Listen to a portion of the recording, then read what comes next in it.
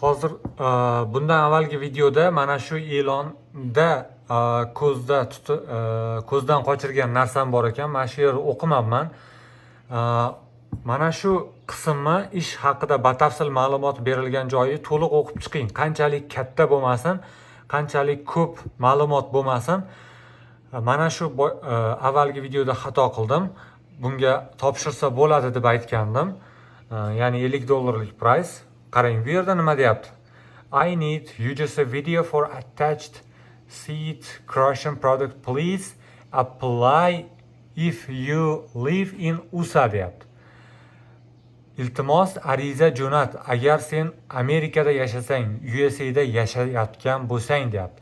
We need 4K video quality with attached mic which will provide good sound quality.